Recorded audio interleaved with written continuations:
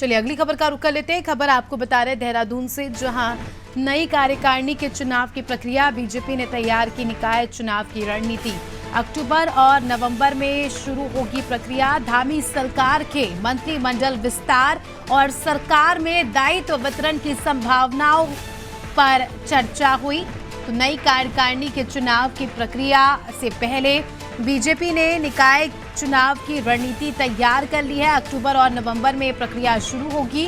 ज्यादा जानकारी ले लेंगे। सोनू लगातार हमारे साथ जुड़े हुए हैं। सोनू, बीजेपी लगातार जो है, बीजेपी के लिए कहा जाता है कि एक ऐसी पार्टी है जो हर वक्त चुनावी मोड में रहती है, और अब आने वाले समय में निकाय चुनाव है, तो उसको लेकर भी पार्टी ने खास रणनीति तैयार की है।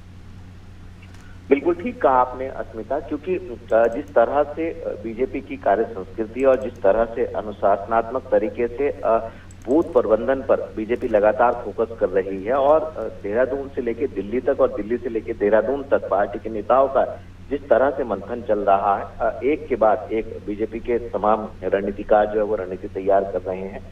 लेटेस्ट अगर हम बैठक की बात करें तो जो आने वाले समय में उत्तराखंड की 2 विधानसभा सीटों पर उपचुनाव होना है, मंगलौर और बद्रीनाथ विधानसभा सीट पर। बीजेपी की ये कोशिश है, भले ही बीजेपी का इन दोनों सीटों पर पिछली बार जो है वो दबदबा नहीं रहा, इस बार बीजेपी इतिहास रचने की कोशिश कर रही है, और पार्टी के तमाम नेता, केंद्रीय नेतृत्व और प्रदेश स्तरीय नेतृत्व जो है वो मंथन कर रहे हैं।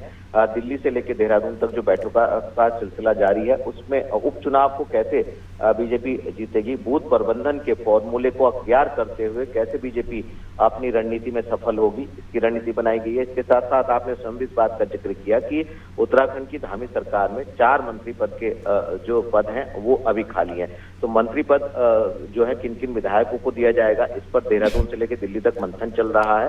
कैसे मंत्रिमंडल का उत्तराखंड सरकार का विस्तार होगा, ये इस पर रणनीति बनाई जा रही है। इसके साथ साथ आने वाले समय में पार्टी के कौन कौन से ऐसे महत्वपूर्ण कार्यक्रम हैं जिन पर एकजुटता के साथ पार्टी के तमाम नेता जो है वो फोकस करने वाले हैं, और साथ ही साथ निकाय के चुनाव भी आने वाले समय में होंगे। इसके अलावा त्रिस्तरीय पंचायत के जो चुनाव है वो भी होंगे। तो किस तरह से बीजेपी इस पे अपना परचम लहराएगी, ये तमाम ऐसे पहलू हैं जो सरकार और संगठन से जुड़े हुए हैं। संगठन की मजबूती के साथ साथ एकजुटता, और एकजुटता के साथ साथ आने वाले कार्यक्रम और चुनावों पर बीजेपी कैसे फोकस करेगी, इस पर लगातार मंथन चल रहा है। बिल्कुल, बने रहिए हमारे साथ सोनू। जल्दी आपका रुख करेंगे। तो दर्शकों को बता दें कि खबर उत्तराखंड से, जहां निकाय चुनाव को लेकर नई कार्यकारिणी की चुनावी प्रक्रिया होने वाली है, और इसको लेकर बीजेपी ने निकाय चुनाव से जुड़ी रणनीति भी बना ली है।